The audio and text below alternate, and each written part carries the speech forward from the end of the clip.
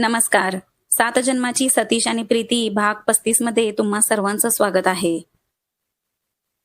गाडी हळूहळू घाटात शिरली होती. पावसाचे हलके थेंब, डोंगरावर पसरलेलं धुकं आणि वळणदार रस्ते सगळं काही एखाद्या स्वप्नासारखं भासत होतं. गाडीत सगळ्यांची गप्पा, हसणं, मज्जा-मस्ती चालू होती. तेव्हा विनय थोडासा घाबरलेल्या आवाजात म्हणाला, "अरे सतीश, मला या वळणांचा जाम त्रास होतो रे. मला मागे बसू दे ना." सतीश हसला. "ठीक आहे रे, पण मग पुढे कोण येणार?" असं तो म्हणाला. नीता लगेच म्हणाली, "अरे नाही बाबा, मला पण चक्कर येते. प्रीती तूच जा पुढे." प्रीती थोडं हसत म्हणाली, "ठीक आहे, मग मीच येते." ती शेजारी बसता सतीच्या मनात एक गुप्त लाट उसळली. जणू वाऱ्याने फुलांवरून येणारा सुगंध त्याच्या श्वासात उतरला होता. गाडी पुढे निघाली आणि दोघांमधलं अंतर जणू शून्य झालं होतं. तिचं अस्तित्व इतकं जवळ असल्याने त्याचं मन बोलू लागलं, पण ओठ मात्र शांत राहिले. सतीशला कळत नव्हतं आता ब्रेक दाबायचा की हृदय थांबवायचं. पण चेहऱ्यावर शांततेचा मुखवटा ठेवून तो प्रीतीला म्हणाला, "प्रीती आधी सीट बेल्ट लाव, पुढे रस्ता फार वळणदार आहे." थोड्या वेळाने सगळे घाटावरच्या एका पॉइंटवर उतरले. ढग खाली झुकलेले, वारा केसांशी खेळत होता. कार्तिक म्हणाला, "चला आता फोटोशूट करूया." सगळ्यांनी मस्त पोज दिल्या. कधी उडणारे केस, कधी हात वर करून माउंटेन पोज दिली, तर कधी ग्रुप फोटो काढले. सतीश गॉगल लावून हात खिशात घालून एका दगडावर उभा होता, अगदी फिल्मी हिरोसारखा. प्रीती नकळत त्याच्याकडे पाहत होती. तिच्या नजरेत कौतुक आणि ओढ दोन्ही जाणवत होतं. कार्तिक लगेच म्हणतो, "अरे प्रीती, तुझा एक सिंगल फोटो दे ना." आणि सतीश, "तूच घे तिचा फोटो." सतीश थोडा गोंधळून पण हसत कॅमेरा घेतो. प्रीती थोडी लाजते, केस मागे सारते आणि हसते. त्या क्षणी तिचं हसू आणि त्याचे डोळे दोघांमध्ये अबोल संवाद चालू होता. फक्त वारा वाहत होता आणि त्या दोघांच्या नजरा एकमेकात हरवलेल्या होत्या. नंतर सगळे गाडीत बसले, पण प्रीती आणि सतीश दोघांच्याही मनात तो क्षण फिरत होता. तो एक फोटो होता, पण त्या फोटोमध्ये हजार भावना दडलेल्या होत्या. गाडी घाट उतरायला लागते, रात्र झालेली असते आणि सगळीकडे अंधार पसरलेला होता. रस्त्यावरच्या दोन्ही बाजूला लुकलुकणारे दिवे, मधूनच धुकीची हलकी चादर होती. सगळं वातावरण काहीसं स्वप्नासारखं वाटत होतं. गाड्यांच्या हेडलाईट्समधून धुकं चिरत पुढे जाणारा तो प्रवास खूप सुंदर दिसत होता. कार्तिकच्या गाडीत मात्र भन्नाट गोंधळ चालू होता. सोनालीचा आवाज तर सगळीकडे घुमत होता. ती एकतर जोक सांगत होती, नाहीतर कार्तिकची मस्करी करत होती. "अरे कार्तिक, गाडी जरा जपून चालव रे, नाहीतर माझ्या हसण्याने गाडीचा टायर फुटेल." असं म्हणत ती इतकी मोठ्याने हसली की सगळे लोटपोट झाले. केतकीने म्हटलं, "सोनाली, तुझ्याशिवाय हा प्रवास अर्धाच झाला असता." सोनालीने लगेच खोटं नाक मुरडत म्हटलं, "हो, माझ्याशिवाय तुम्ही सगळे बोर झाला असता." त्या सगळ्या हसण्यातून गाडी पुढे सरकत राहिली. गाणी, जोक्स आणि सोनालीची न संपणारी मस्ती सगळ्यांचा मूड भन्नाट झाला होता. सतीच्या गाडीत मात्र एक वेगळी शांतता होती. गाडी घाटाच्या वळणावरून हळूहळू पुढे सरकत होती. नीता आणि विनय मागे बसून झोपलेले होते. बाहेर अंधार पसरला होता. आकाशात ढगांमधून चांदणं हलकं डोकावत होतं. प्रीती पुढच्या सीटवर थकलेली डोकं खिडकीला टेकवून झोपली होती. वाऱ्याच्या मंद झुळकीने तिचे केस हलकेच विस्कटले होते. केसांची एक बड तिच्या कपाळावरून घसरून डोळ्यावर येऊन थांबली. सतीच्या हातात स्टेअरिंग असलं तरी त्याचं लक्ष रस्त्यापेक्षा तिच्याकडे जास्त होतं. तो काही क्षण तिच्याकडे बघत राहिला. तिच्या चेहऱ्यावरचा तो निरागस शांत भाव त्याला जणू सगळं विसरायला लावणारा होता. हळूच त्याने एका हाताने प्रीतीच्या चेहऱ्यावरील त्या केसाची बड बाजूला केली.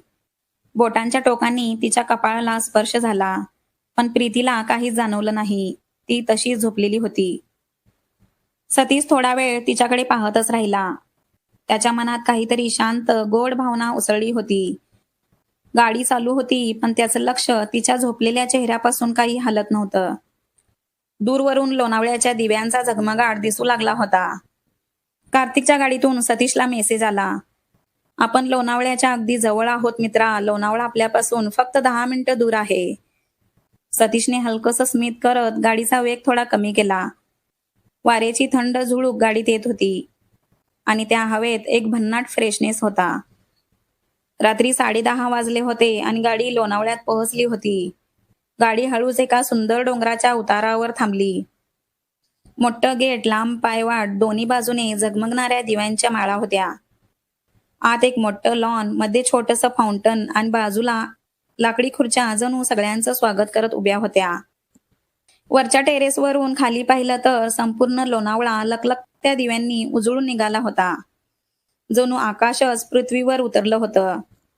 नीता आनंदाने म्हणाली, वा सतीश, तू खरंच एकदम परफेक्ट जागा बुक केली आहेस. सोनाली उड्या मारत म्हणाली, हे तर अगदी स्वर्गासारखं दिसतंय. आज रात्रीचं फोटोशूट आपण इथंच करायचं. कार्तिकने सतीशकडे हसत पाहिलं आणि चिडवत म्हणाला, मित्रा, आता मला समजलं तू इतका शांत का होतास. सगळं आधीपासून ठरवलं होतंस ना. सतीश हलकं हसत म्हणाला, काय करणार, सगळ्यांना एक सुंदर आठवण द्यायची होती. प्रीती काही क्षण शांत उभी राहिली. तिची नजर त्या विलाकडे आणि त्या दिव्यांच्या उजेडाकडे लागली होती.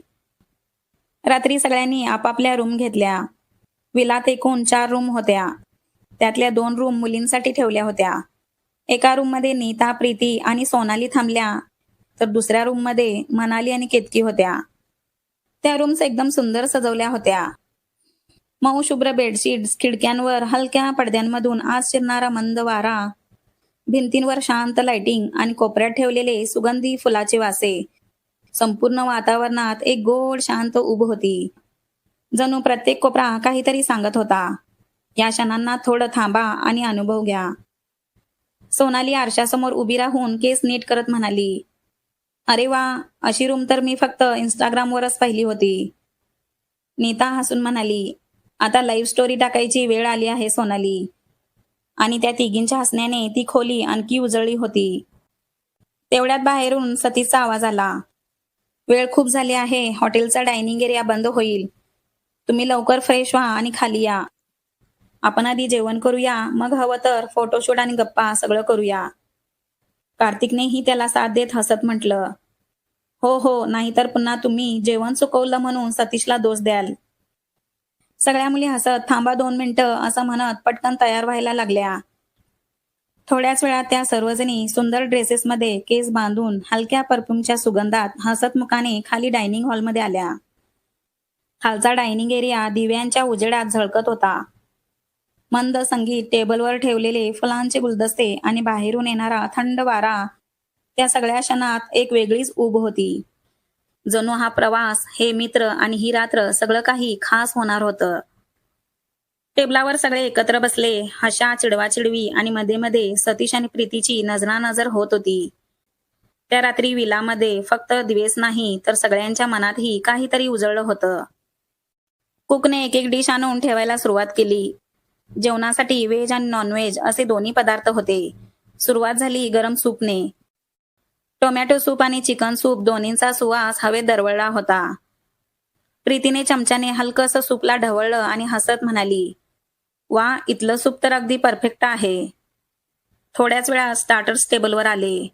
व्हेजसाठी पनीर टिक्का आणि व्हेज क्रिस्पी, नॉनव्हेजसाठी चिकन कबाब आणि फिश फिंगर्स होतं. सोनाली लगेच म्हणाली, मला आधी पनीर टिक्का द्या, माझा फेवरेट आहे. विनयने हसून विचारलं, आणि माझा कबाब कुठे गेला. विनयच्या अशा प्रश्नावर टेबलावर एकच हशा पसरला. मनाली लगेच म्हणाली, वा, हे तर थेट 5 स्टार बुफे वाटतंय. मी तर आज डाएट तोडून सगळं खाणार. नीता हसून म्हणाली, सतीशने खरंच आपल्यासाठी लक्झरी ट्रीट दिलीये. मुख्य जेवणात होतं बटर नान, पनीर बटर मसाला, डाळ तडका. नॉनव्हेजसाठी चिकन मसाला आणि एक करी होती, बरोबर जिरा राईस आणि रायताही होता. तेव्हा केतकीने सतीशकडे पाहत हसून विचारलं, अरे वा, तू तर सगळ्यांच्या आवडीचं जेवण ठेवलेलं दिसतंय. हे कसं शक्य झालं. सतीश हलकं हसला आणि म्हणाला, मी आधी शेफला सगळ्यांच्या आवडीनिवडी सांगितल्या होत्या. कोणाला व्हेज, नॉनव्हेज हवं हे सगळं सांगितलं होतं आणि शेफने अगदी सगळं तसंच बनवलंय. सगळे हसत बोलत जेवू लागले आणि शेवटी सगळ्यांनी वाट पाहिलेला डेझर्ट आला. थंड आईस्क्रीम, गरम चॉकलेट ब्राउनी आणि वर थोडं चॉकलेट सिरप होतं. सोनाली लगेच म्हणाली, थांबा थांबा, मी आधी फोटो काढणार, मगच खायला सुरुवात करायची. सगळ्यांनी तिच्यासोबत पोज दिली. फ्लॅश चमकला. त्या क्षणी सगळ्यांच्या चेहऱ्यावर एकसारखं समाधान दिसत होतं. जेवण झाल्यावर सगळ्यांनी एकदम आता थोडी हवा खाऊया असं ठरवलं. सगळे बाहेर लॉनमध्ये आले. बाहेर थंड गार वारा वाहत होता. लॉनमध्ये दिव्यांच्या मंद उजेडात सगळे गवतावर बसले. कोणीतरी पाय सरळ करून टेकून बसलं, कोणी ब्लँकेट घेऊन गप्पा मारत होतं. रात्रीची थंड हवा सगळ्यांना एकदम फ्रेश वाटत होती. सोनाली नेहमीप्रमाणे जोशात होती. ती एकामागोमाग एक जोक सांगत सगळ्यांना हसवू लागली. सगळे इतके हसत होते की कार्तिकने तर पाणी पिताना नाकातून फेकलं आणि सगळे पुन्हा दुप्पट हसू लागले. प्रीतीही मनमोकळं हसत होती, अगदी मनापासून. प्रीतीला असं हसताना पाहून सतीशलाही हसू आवरत नव्हतं. तेवढ्यात विनयने घड्याळात पाहिलं आणि उत्साहाने म्हणाला, "हे आता 2 मिनिटंच राहिली आहेत सतीशचा बर्थडे सुरू व्हायला." मुली एकदम ओरडल्या, "काय? खरंच? 2 मिनिटं? ओ माय गॉड, लवकरच काउंटडाऊन सुरू करा." "अरे लवकर फोनचे फ्लॅशलाईट लावा. सतीश तयार राहा रे." सगळ्यांचा आनंद भरून वाहत होता. नीता, सोनाली, केतकी, मनाली सगळ्यांनी हातात फोन घेतला आणि काउंटडाऊन सुरू केला. 3, 2, 1. सगळ्या एकदम ओरडल्या, "हॅपी बर्थडे सतीश." एकदम आवाज झाला, हसणं आणि फ्लॅशलाईट चमकले. सतीश थोडासा लाजत हसत उभा राहिला. सगळ्यांनी एकत्र त्याला मिठी मारली आणि शुभेच्छा दिल्या. केतकी म्हणाली, "पण आज केक नाही कट करायचा. आपण उद्या दुपारी सगळं मस्त सजवून केक कट करायचा, ओके?" नीता लगेच म्हणाली, "हो ना, आज फक्त गप्पा, मज्जा आणि संगीत." सगळे पुन्हा गवतावर बसले. तेव्हाच कार्तिक हात वाजवून म्हणाला, "चला आता इतकं हसणं झालं, आता आपण डान्स पार्टी करूया." सोनाली लगेच उडी मारत म्हणाली, "वाह, पण कसा, सोलो की कपल?" कार्तिक हसत म्हणाला, "कपल डान्स सिनेमासारखा." तेव्हा मनाली लगेच ओठ वाकवत म्हणाली, "अरे पण आम्ही मुली 5 आणि तुम्ही मुलं 3, कपल डान्स कसा करायचा?" विनयने हसतच म्हटलं, "हो रे, गणित बसत नाही. असं करूया, आपण सगळे मिळूनच डान्स करूया." तेव्हाच कार्तिक डोळा मारत म्हणाला, "अरे गणित नाही बसलं तरी आपल्याकडे एक कपल तयार आहे ना." त्यांनी कपल प्रोजेक्ट जिंकला होता. मग आता ते कपल डान्स पण करतील. सतीश आणि प्रीती. ते दोघं तरी कपल डान्स करू देत ना. सगळ्या मुली लगेच वा वा करत ओरडल्या. प्रीती एकदम संकोचली, "अरे नाही, मी नाही." पण नीता लगेच म्हणाली, "अगं नाही काय म्हणतेस? कर ना, आज सतीशचा बर्थडे आहे." तेव्हा सतीश हसत म्हणाला, "जर प्रीती कम्फर्टेबल असेल तरच कपल डान्स करणार." नीता थट्टेने म्हणाली, "अरे सतीश, बघत काय आहेस? जा हात दे प्रीतीला." सतीश हळू उठला, प्रीतीसमोर गेला आणि हलक्या आवाजात म्हणाला, "प्रीती डान्स करशीलस का माझ्यासोबत?" प्रीती थोडी लाजून नजरेला नजर न देता आपला हात पुढे करते. दोघे एकमेकांसमोर उभे राहतात. बाकी सगळ्यांनी फ्लॅशलाईट्स बंद केल्या. फक्त लॉनमध्ये दिवे आणि चंद्रप्रकाश उरला होता. संगीताचा हलका सूर सुरू झाला. सतीशने एक हात तिच्या हातात ठेवला आणि दुसरा हळुवारपणे तिच्या कमरेवर ठेवला. तेव्हा प्रीती थोडीशी लाजून तिच्याकडे पाहू लागली. तेव्हा सतीशने हलक्या आवाजात विचारलं, "प्रीती, तू कम्फर्टेबल आहेस ना?" ती फक्त मानेने हो म्हणाली. दोघे गाण्याच्या सुरात हळूहळू झुलायला लागले. प्रीतीचे केस वर बांधलेले होते. तेव्हा मनाली अचानक हसत धावत आली आणि म्हणाली, "अगं हे केस मोकळे ठेव, मगच डान्सला 4 चांद लागतील." तिने पटकन प्रीतीच्या केसातली क्लिप काढली. प्रीतीचे केस मोकळे झाले, वाऱ्याने थोडे उडाले आणि त्या प्रकाशात प्रीतीचं सौंदर्य सतीशला क्षणभर निशब्द करून गेलं होतं. सतीश नकळत तिच्याकडे पाहत राहिला. तिच्या केसात वारा गुंतला होता आणि तिच्या डोळ्यात एक वेगळाच तेज होता. गाण्याचा शेवटचा ताल आला आणि सतीशने तिला हळुवारपणे फिरवलं आणि शेवटी एक हलकासा डीप देत प्रीतीला आपल्या हातावर झुकवून घेतलं. क्षणभर दोघांचे चेहरे अगदी जवळ आले होते.